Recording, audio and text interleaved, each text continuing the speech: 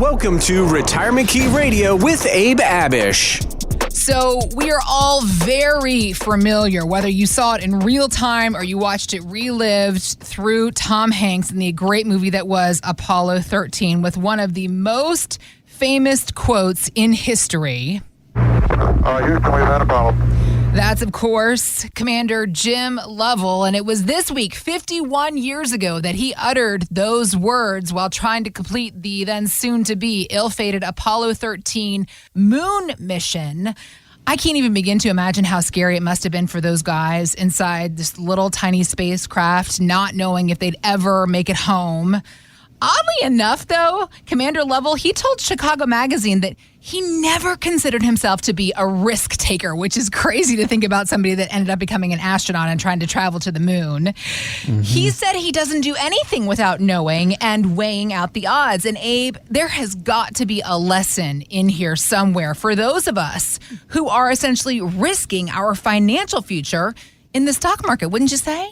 Heather, I would say it'd be a lesson for any pre-retiree or retiree to kind of listen to and follow, right? Yeah. Here is a astronaut going to the moon saying he's not going to take on more risks than he should be.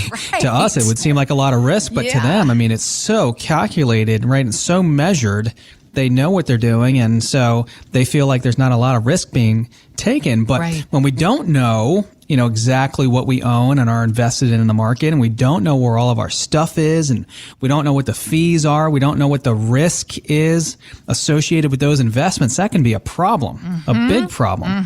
So that's one of the big reasons why people call into our show is they have all this stuff and they've got a TSP and 401ks and IRAs and brokerage accounts, and typically people call into the show and they have a good bit of money saved, usually anywhere from $500,000 to $2 million, sometimes $3, $4, $5 million. And some callers, believe it or not, have $10 to $15 million that call into the show. And they're calling in for a lot of reasons, but a lot of them call in because they want to make sure they're not taking on too much risk right before they retire or right into retirement. We just recently had a couple call in, Heather, and they live in Rockville, Maryland, and they have about $750,000 saved, pretty good chunk of change saved, and they're going to have a few pensions, they're going to have Social Security. The wife is retiring this summer, the husband in 1 to 2 more years, they're in their early 60s. And one of the problems was they knew they were taking on too much risk before they came to us. Really? Okay. They came to us being an 8 out of 10 on that 1 to 10 scale, meaning that, hey, 80% of their money was in stocks, and they knew they needed to bring that number down. They didn't want a lot of volatility. They certainly didn't want big losses right before or right into retirement. And so we can help our clients control those things and to control risk by using off-market strategies that avoid loss, by using in-market strategies that obviously we can't guarantee that someone's not going to lose any money in the market, but we can do things to lower the standard deviation. That's one of the ways that we could try to control risk, to control the volatility in someone's portfolio. Here's an example, Heather. In March of 2020, the worst month in stock market history, the S&P 500 lost 34% in 1 month. 1 month.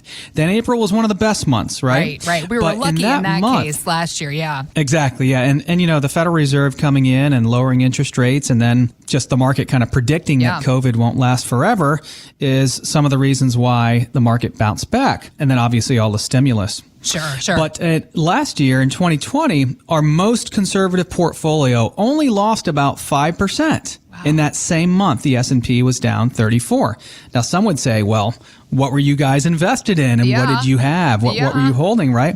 Well, that year in 2020, in calendar year 2020, that same conservative portfolio that only lost about 5 was up almost 14, which wasn't too far behind the S&P 500 return. And the thing is, the standard deviation and the risk and volatility of our conservative portfolio is 4 times less that of the S&P. Wow. So then when you see these things side by side, the way you're invested, you've got a decision to make. You call into the show and you say, hey, here's where I stand. Here's a compass check on my investments. Here's the good and bad. Here's the risk I'm taking.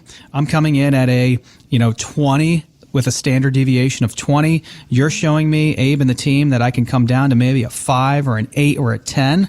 I've got a real decision to make. Right. Am I going to reduce risk as I said I'm going to do, or am I going to stay and continue to invest the way I am? And so another way to think of standard deviation, Heather, is like turbulence. Okay. You know, let's say you and I were flying down to the Bahamas and you're on one flight and I'm on another flight, and your flight is smooth. Like you get to the Bahamas, I'm like, hey, Heather, how was your flight? And you're like, man, Abe, it was the smoothest flight I've ever taken. Okay. Well, you'd be pretty happy about that, right? That's a good start to your vacation. Right.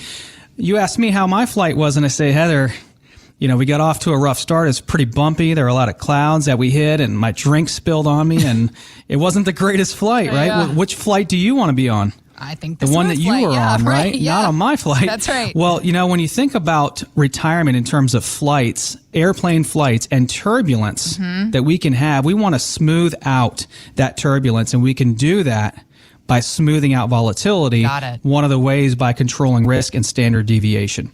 So one of the major things we do when people call into the show is we look to reduce risk in our clients' portfolios, to de-risk. Got it. You've got $1 million in your TSP and $500,000 in an IRA and $1 million in a 401k, and whatever you have all this savings, you have all this accumulation. That's fantastic. Let's make sure we're not taking on too much risk right before or right into retirement for many reasons. And the first and foremost factor that you have to find out and consider for yourself is, how much risk do you have? I think that, Abe, you often point out a lot of us don't even realize. That's why it's such an important part of the initial conversations you have with folks that come to you to ask your opinions and thoughts on ways to better prepare for the years ahead. That's what he and the entire team are here to help you discover in a plan of your own. And you can always learn more when you visit retirementkeyradio.com.